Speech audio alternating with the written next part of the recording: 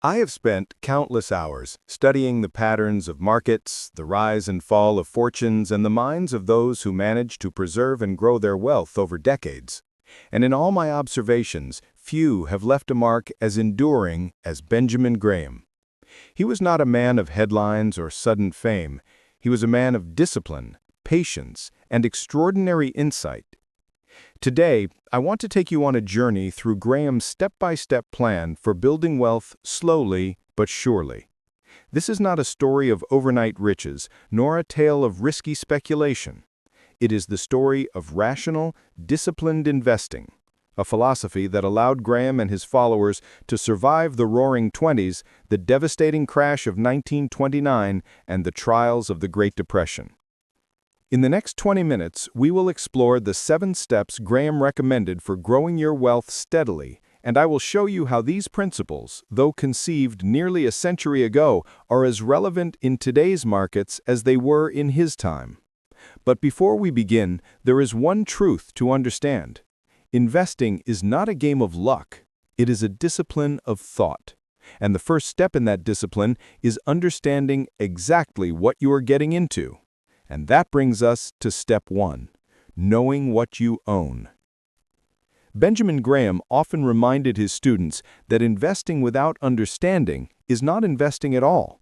It is speculation dressed up as knowledge. He would say, never invest in a business you cannot understand. And in the 1930s, as the stock market reeled from the crash of 1929, he put this principle into practice with meticulous care.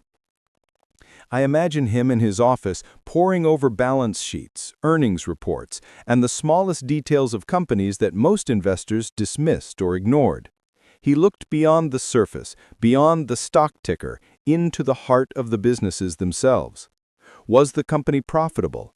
Did it have debt it could not sustain? Was its management trustworthy? These were the questions Graham demanded you answer before considering a purchase. The lesson here is timeless. Today it might be a tech startup, a consumer goods company, or even a renewable energy firm. The tools have changed. We have online filings, analyst reports, and instant data. But the principle remains. You must know what you own before you commit your money. Imagine investing in a company just because its stock price is rising, or because a friend recommended it. Graham would see that as a dangerous leap into speculation. Understanding the fundamentals of a business creates a foundation, a rational lens through which you can judge price, risk, and potential. And yet, knowing what you own is only half the battle. Even with perfect knowledge of a company, you can still pay too much. That is why step 2 is equally critical, determining the intrinsic value of what you are investing in. Once Graham knew what he was investing in, the next question was always the same. What is this business really worth? He called this the intrinsic value, the true underlying worth of a company based on its earnings, assets, and long-term prospects, not the whims of the market or the latest headline. I imagine him in the 1930s, scribbling calculations by hand, comparing assets to liabilities, earnings to price, looking for that invisible line where the market price was comfortably below the company's real value. To Graham, this wasn't guesswork, it was a discipline. Intrinsic value was a compass, a measure that allowed him to act with confidence in a sea of uncertainty. Consider a railroad company during the Depression. Its stock price had plunged, not because the business had disappeared, but because panic had gripped the market. Graham would analyze the company's tangible assets, its revenue streams, and its debt obligations, and he would calculate what it was truly worth. Often he would find that the stock was priced far below its intrinsic value, a rare opportunity disguised by fear. In today's world, intrinsic value might be derived from discounted cash flows, earnings multiples, or other metrics, but the principle is unchanged. Never pay more than a business is worth. Knowing intrinsic value transforms investing from a gamble to a reasoned act. But knowing intrinsic value alone is not enough. Even the most careful calculation cannot account for every risk or market surprise. That is why Graham insisted on step 3, applying a margin of safety. Benjamin Graham's concept of the margin of safety is perhaps his most famous contribution to investing, and also the most vital. It is simple in idea, but profound in practice. Always buy at a significant discount to intrinsic value.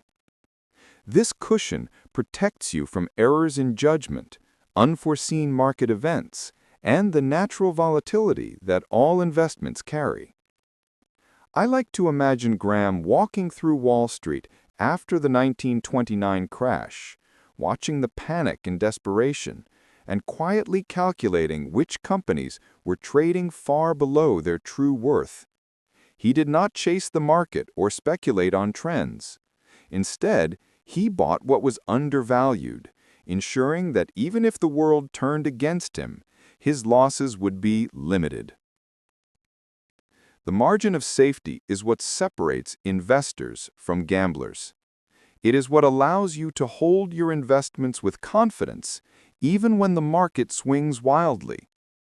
In modern terms, this might mean purchasing a stock when it is priced 30 to 50% below your estimate of intrinsic value, or choosing bonds that offer a yield above the risk of default. Think of it as wearing a seatbelt in a storm. You may still be shaken, but the protective layer dramatically reduces the risk of disaster. And Graham knew that discipline in applying this principle was far more important than chasing high returns or trying to time the market.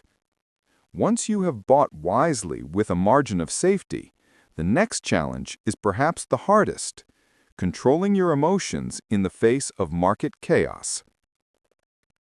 Markets have a way of testing our resolve. Graham witnessed it firsthand during the 1929 crash and the dark days of the Great Depression. Investors panicked, selling their holdings at rock-bottom prices, while others succumbed to greed, chasing trends and fads. Graham observed all of this with a quiet, almost clinical detachment. He taught that the greatest danger to an investor is not the market itself, but your own mind. Fear and greed can destroy wealth far faster than a market downturn. He urged investors to remain rational, to focus on facts rather than headlines, and to see the market as a tool, not a master. Imagine a student of Graham's watching the market tumble in 1930. The instinct might be to sell everything, but the lesson Graham emphasized was patience and perspective. The market is a pendulum, swinging from fear to euphoria and back again. By keeping emotions in check, you can buy when others panic and sell when others are blinded by excitement. Today, this lesson is just as relevant. Social media, breaking news, and algorithm-driven trading can amplify fear and greed. But Graham's wisdom endures. Discipline over emotion will protect your wealth and create opportunities where others see only danger. With emotions under control, the next safeguard in Graham's step-by-step plan is equally crucial: diversification. Even the most carefully selected investments carry risk. Graham understood this deeply. No matter how thorough your research, no matter how precise your calculations, the unexpected can always occur: a new competitor, a change in regulation, or an economic shock. To mitigate this risk, he advocated diversification. But his approach was thoughtful, not indiscriminate. Graham didn't suggest owning dozens of random stocks. He recommended spreading your investments across multiple sound businesses, each chosen for its stability and intrinsic value. This way, the misfortune of one holding would not imperil your entire portfolio. I picture Graham in the 1940s, guiding his students. Think of your portfolio as a basket. You wouldn't place all your eggs in a single basket, would you? His advice was practical and timeless. For the enterprising investor, this could mean balancing stocks and bonds. For the defensive investor, it might mean holding a mix of government securities, blue-chip stocks, and cash reserves. Diversification is not about maximizing short-term returns. It is about preserving capital, reducing volatility, and ensuring that your wealth grows steadily over time. And with a diversified portfolio, you can withstand market shocks with composure. Which brings us to step 6, the power of patience. If there is one trait that separates successful investors from the rest, Graham would tell you it is patience. Wealth is rarely built overnight. It is accumulated steadily through disciplined action and restraint. I imagine him advising a young investor in the post-depression era. Do not expect miracles. Focus on value. Buy wisely and hold. Time is your ally. He believed that a well-chosen investment, purchased with a margin of safety and held over years, will inevitably reward those who can resist the urge to react to every market fluctuation. Patience also means resisting the temptation to chase hot trends or speculative fads. During the 1920s and 30s, many investors were lured by glamour stocks or market mania, only to lose everything when the bubble burst. Graham's strategy was different. Buy undervalued companies, diversify, and allow time to work in your favor. In modern markets, patience can be difficult. We are bombarded with news, analysis, and social media hype. Yet Graham's counsel is clear. Investing is a marathon, not a sprint. Respect the power of time and let compounding work for you. Even with patience, investors must also learn when to act decisively. And that brings us to the final step in Graham's plan: review and adjustment. Even the most disciplined investor cannot set a portfolio and forget it entirely. Graham emphasized the importance of regularly reviewing your holdings and making adjustments when necessary. This doesn't mean reacting to every market movement, but rather evaluating whether the fundamentals of your investments remain intact. I picture Graham in his office, revisiting his calculations periodically, comparing intrinsic value to current market prices, and deciding whether a position still meets his criteria. If a company's financial health deteriorated or its market price exceeded its intrinsic value by a wide margin, Graham would act, selling or rebalancing accordingly.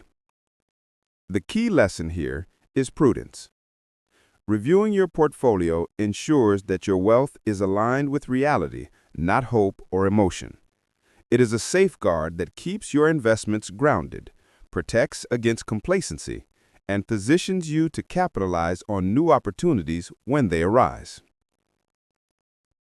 By following these 7 steps, knowing what you own, determining intrinsic value, applying a margin of safety, controlling emotions, diversifying, exercising patience, and regularly reviewing, Graham created a framework that turns investing into a reasoned, disciplined, and ultimately successful endeavor. But even with these steps, Graham had some surprising insights that challenged conventional wisdom, which I want to share next.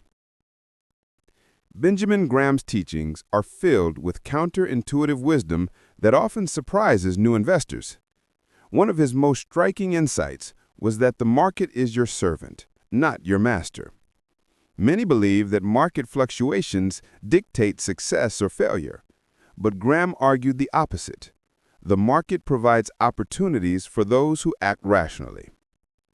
He illustrated this with the character of Mr. Market, a metaphor for the often irrational behavior of investors. Mr. Market would offer prices every day, sometimes optimistic, sometimes pessimistic. The wise investor, Graham insisted, does not follow Mr. Market's mood swings. Instead, they take advantage of them, buying when prices are irrationally low and selling when prices are irrationally high. Another surprising lesson is the value of defensive investing. Graham often reminded his students that it is far better to preserve capital than to chase spectacular returns. In an era obsessed with quick gains and speculation, this advice remains radical. Slow, steady growth, disciplined risk management, and patience create far more reliable wealth than attempting to time every market movement. These lessons remind us that investing is as much about psychology as it is about numbers. Understanding human behavior, controlling your impulses, and respecting the discipline of the process are as crucial as any calculation on a balance sheet. And now, after walking through the steps and insights of Graham, we arrive at the final reflection, the ultimate takeaway for today's investors. Looking back, Benjamin Graham's principles form a timeless blueprint for building wealth. His step-by-step plan, from understanding what you own, to calculating intrinsic value, to applying a margin of safety, to controlling emotions, to diversifying, exercising patience, to reviewing your portfolio, is as relevant today as it was in the 1930s. The essence of Graham's approach is discipline over impulse, reason over emotion, and long-term thinking over short-term speculation. He reminds us that investing is not a game of luck, but a careful, deliberate process. By following his guidance, you protect your capital, minimize unnecessary risks, and position yourself to benefit from the inevitable swings of the market. Imagine the young investor of today, bombarded with headlines, charts, and instant opinions. Graham's wisdom offers clarity. Ignore the noise, focus on value, and act rationally. Time, patience, and discipline will compound quietly, steadily growing your wealth without the chaos that catches most others off guard. In the end, the lesson is simple but profound. Wealth is built slowly, surely, and rationally. Benjamin Graham's teachings endure because they address not only the mechanics of investing, but the human tendencies that so often lead to failure. Follow his principles, respect the process, and the market, with all its volatility, becomes a friend, a tool, rather than a threat. And perhaps the most important takeaway of all is this. In a world obsessed with speed, Graham reminds us that the greatest power an investor can have is patience, guided by knowledge and disciplined action. This is the Graham way, timeless, rational, and profoundly human.